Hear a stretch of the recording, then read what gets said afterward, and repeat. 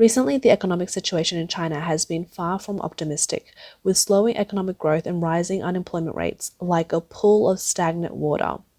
Unable to sit still any longer, the leaders of the CCP convened the Central Economic Work Conference before the two sessions, breaking the tradition for the first time ever.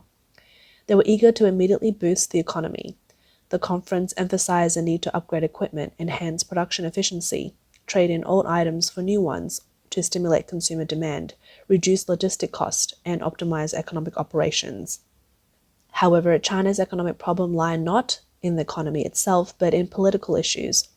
The government and its leadership are no longer trusted domestically and internationally. Relying solely on economic means to address economic problems is not effective anymore. Let's first talk about the large-scale equipment upgrades. In fact, this has been ongoing for several years, albeit less conspicuously. In recent years, under the banner of self-reliance and safety, China has vigorously pursued this from government agencies to business entities and even private enterprises. From computer servers to mobile phones and cars, everything seems subject to upgrades. Especially in recent years, the government has resorted to compulsory measures requiring the replacement of electronic office products from the perspective of national security. Ostensibly for national security, but in fact it is bolster the interests of domestic manufacturers. As a result, domestic equipment manufacturers have reaped massive profits, making it a grandiose facing-saving endeavor. According to statistics, just at the central level of party and government agencies, over 50 million computers and office supplies have been replaced, and there are even more at the local level, estimated to be around 400 to 500 million in total. At first glance, it seems that domestic equipment has successfully replaced foreign products, but in reality, there are many underlying problems. Firstly, is the quality of domestic equipment genuinely good? Many domestic products are produced using outdated technology from abroad, merely rebranded as domestically produced high-tech. Despite this, there is a mandatory requirement for nationwide replacement across all industries. Isn't that a bit deceitful? It's all for show, not substance. What's even more ridiculous is that these so-called domestic substitutes are inferior in performance and quality to products from the foreign giants, yet they're exorbitantly priced. This has led to Dell, HP, Microsoft, and other giants withdrawing from the Chinese market. Additionally, many companies' equipment hasn't reached the time for upgrades yet. The last large-scale equipment upgrade was from 2016 to 2018, merely 6 or 7 years ago. Many devices haven't even worn out yet, so isn't it just a waste of money to replace them now? Moreover, with the current poor economic situation, corporate profits have significantly declined. In 2022 and 2023, the profit growth rate of large-scale industrial enterprises was -4% and -2% respectively. In such circumstances, where do companies find the funds to upgrade equipment? Even with government subsidies, companies may not be willing to invest. Of course, if the government mandates equipment upgrades, it may temporarily stimulate investment. However, in the long run, if there's insufficient total demand in society, the problem of overcapacity brought about by equipment upgrades will worsen, ultimately leading to more business closures, unemployment, exacerbation of social conflicts, and the collapse of the Chinese Communist Party. Netizens have pointed out sharply, all that money is wasted. The authorities would rather tear down roads, demolish buildings, and rebuild them than give it to the poor. The crux lies in distribution. If the government doesn't even have enough money, how can it give it to the poor? This isn't a large-scale equipment upgrade, but a large-scale waste. It's better to give money to the civilians and let them spend it. This way, it can stimulate consumption and improve people's living standards. However, the Chinese government doesn't share this view. They'd rather spend the money on cold machines. The second point mentioned in the conference is that the trade-in of consumer goods to expand domestic demand. It primarily aims to encourage people to replace traditional consumer goods and durable goods such as cars and home appliances. However, reality often falls short of expectations. The ordinary people aren't refraining from spending because they don't like to, but because they don't have enough income. On the surface, the income levels of Chinese residents have been steadily increasing in recent years. In 2023, the per capita disposable income of residents nationwide exceeds 30,000 yuan, with urban residents exceeding 40,000 yuan and rural residents exceeding 18,000 yuan. However, when calculated in US dollars, China's per capita income is still less than $5,000, a mere fraction of the over 40,000 per capita income of the United States, which is a tenfold difference. How can the Chinese people afford to spend money? Furthermore, looking at China's total retail sales of consumer goods, in 2023, China's total retail sales of consumer goods were only over 6 trillion yuan, while the United States reached 8.3 trillion US dollars. What does this mean? The population of the United States is only a fraction of China's, yet its total consumption expenditure is more than 20% higher than that of China. What does this indicate? It indicates that Americans are the true driving force behind consumption, possessing strong purchasing power and consumer ability. Who has been the main driver of China's foreign trade exports in the past few decades? It's the enormous consumer market in the United States. Some have calculated that China's trade surplus earned from the United States over the past few decades is close to $10 trillion. Where did this huge sum of money go? Certainly not into the hands of ordinary people. It's believed that the majority has ended up in the pockets of the privileged interest groups. Data shows that in 2023, China's residents' income growth rate was only 5.1%, while the CPI growth rate was 6.2% during the same period. In other words, residents' actual income in 2023 was declining. Moreover, even with income, people would rather save money than spend it. Data shows that from 2013 to now, China's supply capacity has increased by 1.64 times. Social financing stock has grown by 2.48 times, and the GDP has increased by 1.22 times. However, household consumption has only grown by 1.03 times. It's like you worked hard to earn $100 but end up spending only $80 and saving the remaining $20. Look at the consumption during this year's Chinese New Year. Although there has been some growth, the consumption amount is only 91% of that in 2019.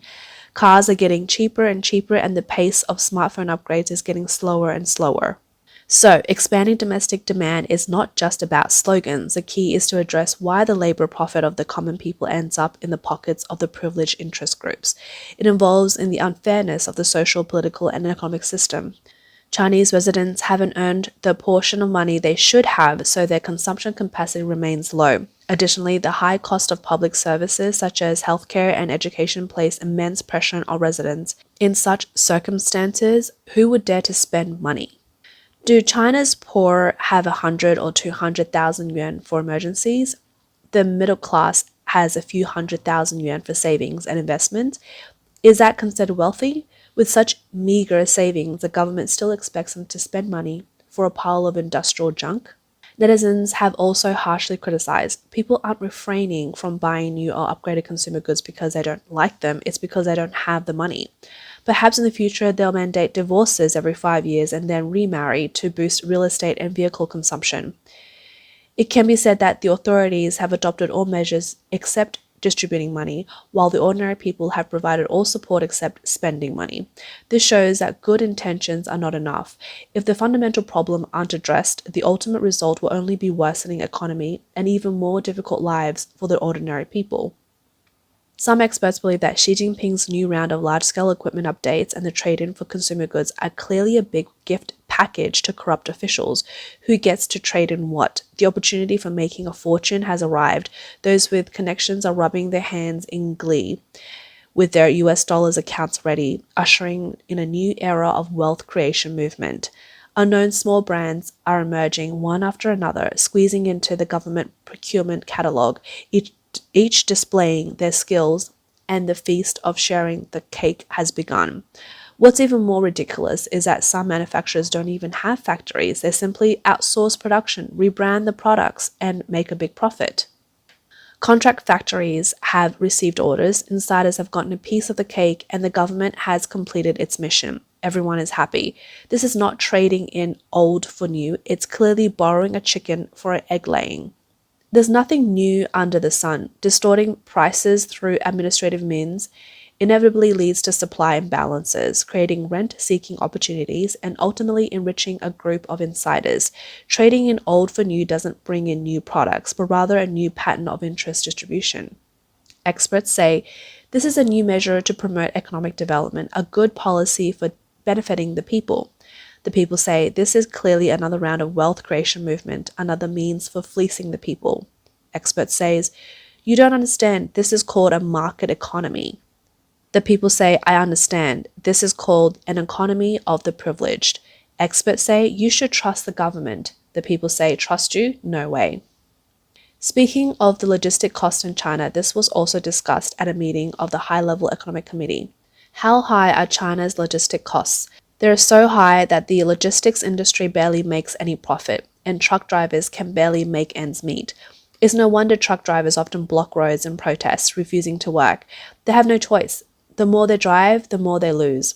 Either they illegally overload to cut cost, or they operate legally and pay various taxes and fees, but end up closing down and losing money. What's even more outrageous is that China's logistic costs are even higher than those of developed countries. The cost of logistics generally accounts for nearly half of the price of goods and 70% of the price of agriculture and sideline products. What does this mean? It means that out of every yuan the ordinary people spend on goods, 50 cents may go to the logistic cost. Out of every 10 yuan the ordinary people spend on vegetables, 7 yuan may go to logistic companies, who end up footing the bill, of course, the consumers. China's highways and primary roads are dotted with toll stations, where almost every place requires payment. A large portion of the hard-earned money of the people goes to those toll stations and hefty fines. Who's behind those toll stations? It's the interest groups. During the conference, Xi Jinping discussed numerous subjects, but notably omitted any mentions of strategies for tackling the challenges posed by interest groups. This absence might suggest that despite likely being aware of these issues, he is hesitant to address them publicly. This hesitation could be interpreted as a sign of his involvement with or allegiance to these very interested groups. Consequently, while his speeches aim to resonate with the general populace, there is skepticism about his commitment to initiating genuine reform. In ancient times, setting up roadblocks and collecting fees in China was considered robbery.